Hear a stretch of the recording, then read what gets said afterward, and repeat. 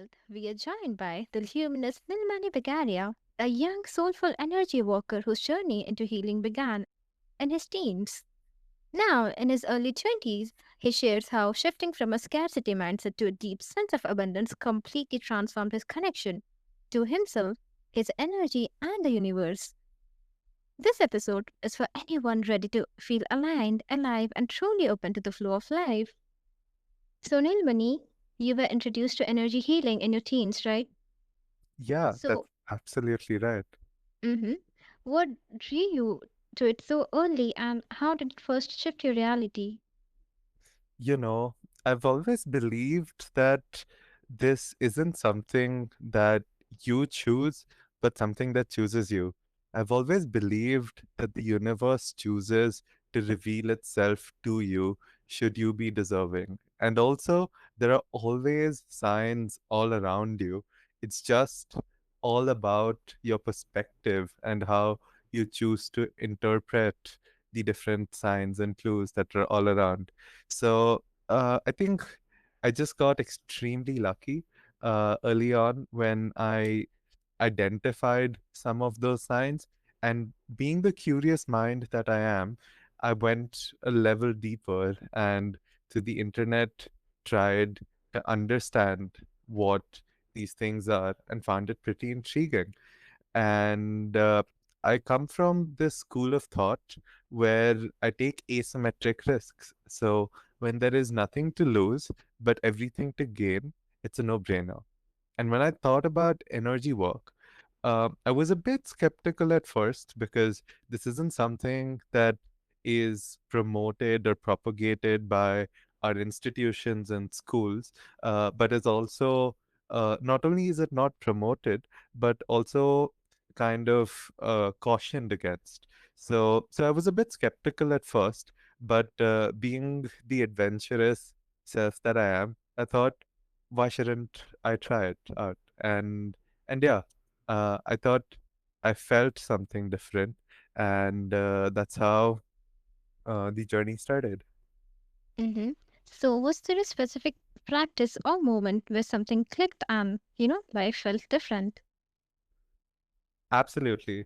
So I'd been exploring the realms of energy for a while, up until the April of 2020, when we had our first lockdown. And at that period of time, I decided to flip my life. I had always wanted to be the person who woke up early in the morning and went down to run, do my fitness and meditation. And this one particular day, 2 weeks into having created this routine, I was doing a guided audio meditation, having taken a cold shower and worked out at 4 o'clock in the morning. And suddenly, I felt like there was light coming out of my hands, and I was holding a ball of light.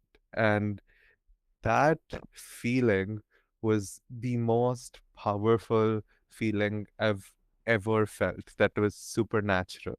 And I think it was that instance of me just being in my element and listening to high frequencies and good frequencies and the guided audios that are available on the internet and the energy that was in my own very own palms, that was a particular defining moment that cemented my faith. Mm-hmm. That's incredible, how awareness doesn't wait for age, it arrives when the soul is ready to listen, right? Absolutely. I don't think that age is a factor for people to experience these things. There are a huge bunch of folks who stumble upon these in the later parts of their life during their silver and golden years. And there are some of us who are blessed enough to come across this experience a little earlier, in their early teens and mid teens, or even late teens. Mm-hmm. That completely makes sense, Neil. Now, you've spoken about moving from scarcity to abundance. So, what did that mindset shift feel like in your body and energy? That's actually a fabulous question, and thanks Mhm. for asking. So, I think growing up, I was always in the mindset of saving more than required because I always thought of resources in a very finite manner. And I think it was subconsciously peddled through the different means of education because even when, in the earliest grades, when our minds are the most impressionable, we learned in environmental studies that energy and fossil fuel is a limited resource, and we need to be extremely careful about how we spend it. And in the next 30 years or so, the supply of oil that we have would run out, and then 10-15 years passed, and we still haven't hit the critical levels of oil because new fields kept getting explored. And it just makes you think, right? Are things really as scarce as they were made to be earlier? And when I think of things from the flip perspective, as you can use as much as you need without feeling guilty about it, the entire energy transaction that's happening with the thoughts completely changes. And because you don't feel guilty about using, and actually feel that you are creating something and utilizing is beautiful, it makes you feel much, much better. And to be, you know, kind of honest, or actually I've been completely honest, to double click on abundance, I just keep reading about how there are more reserves of rare earth metals that we keep finding.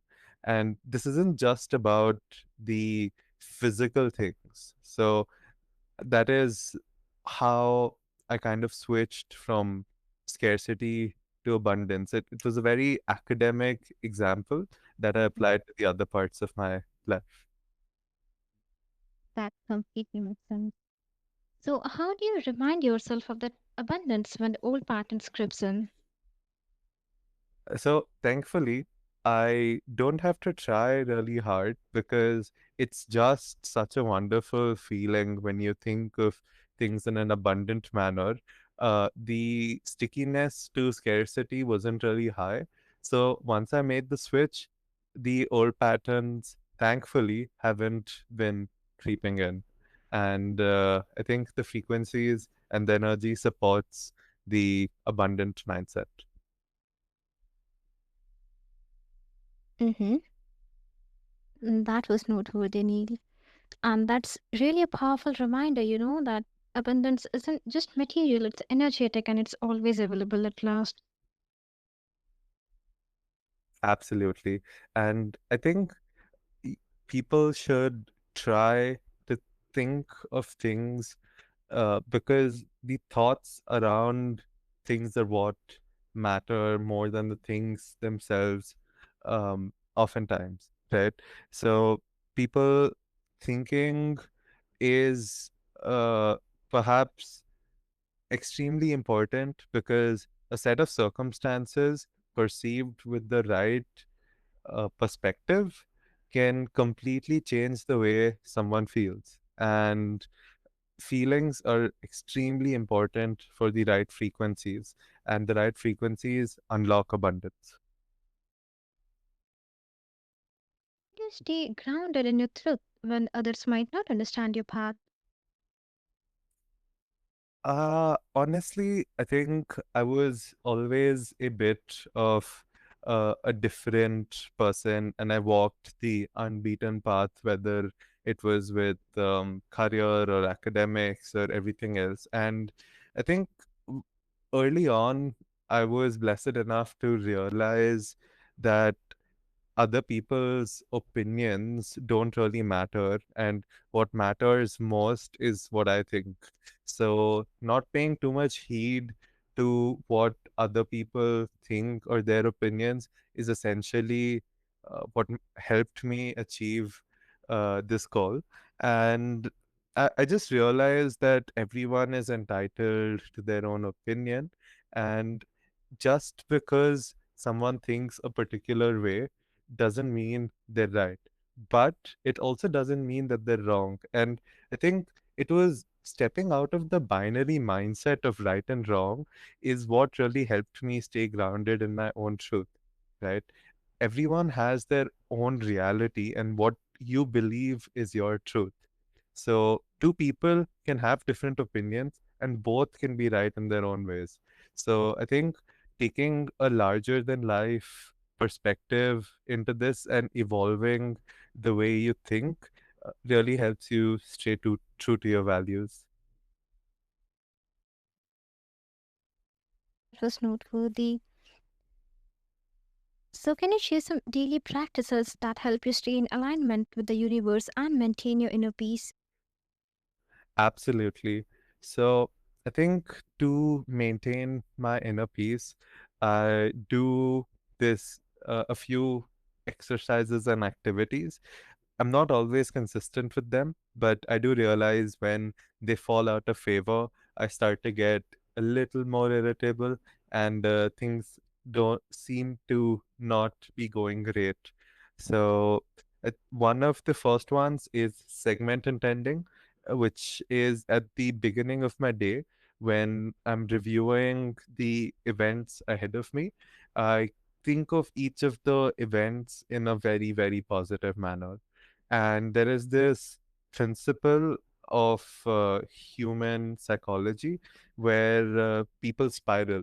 So essentially, the same incident in two different mind frames are perceived very differently. For example, when everything is going fabulously and you're having a wonderful morning and you spill your coffee, it's okay. It's very easy for you to bounce back from that and move on.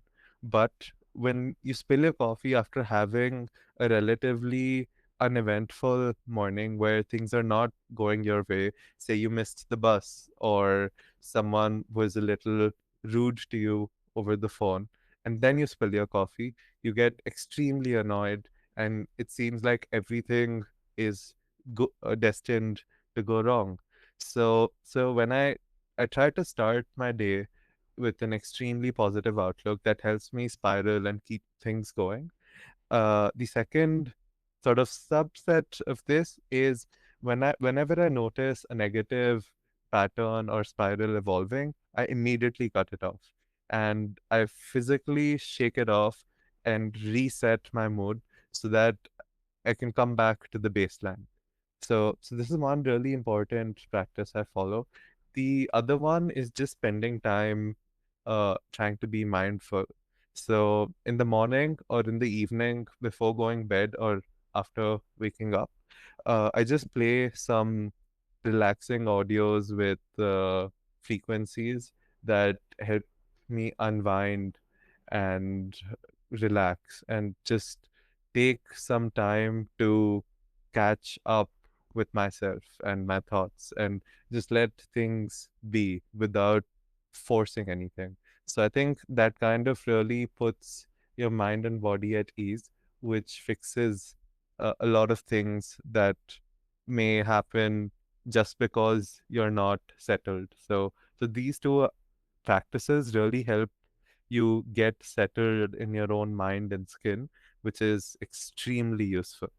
So I think these two are the main activities and exercises that I do. Sometimes it's the simplest rituals that holds the deepest magic, right? Absolutely. I think that can be said again. Mhm. Now, if you could offer one piece of advice to someone just, starting this spiritual or healing journey, what would it be? I think my advice would be geared towards people who are skeptics naturally. I would say that you should have a little faith, trust, but verify. Instead of rejecting it right on from the beginning.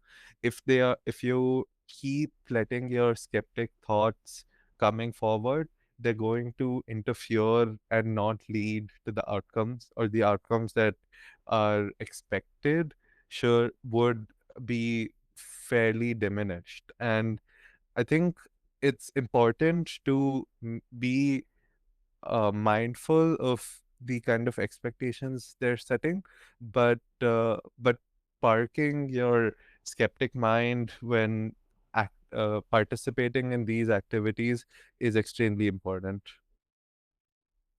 Mm-hmm. So, what's something you wish you knew at the very beginning of your path? I wish I knew how useful these activities would have been for me, and that would have really motivated me to do a lot more a lot early. So I think initially my progress was extremely slow. I wouldn't prioritize any of this because I didn't find it important. And then, as and when the smallest things started to change, and I chose to attribute that to my practices, I started taking them a little more sincerely. And I feel like a lot of time was gone where I could have been a much happier person and a much more relaxed person than I was. But yeah, that's something I wish I knew earlier. Hmm. Your voice carries so much clarity, Neil. It's like you're handing out permission slips to just begin. Thank you very much. I appreciate. You're warmly welcome. Healing doesn't come with age, it comes with intention. And tonight, Neelmani Bagaria, you showed us that youth and depth can coexist in beautiful harmony. And for all our listeners, if Neil's journey moved you, share this with someone who's just starting out or someone who needs to remember that peace and abundance are already within them. Until next time, keep trusting the energy, following the flow, and choosing alignment.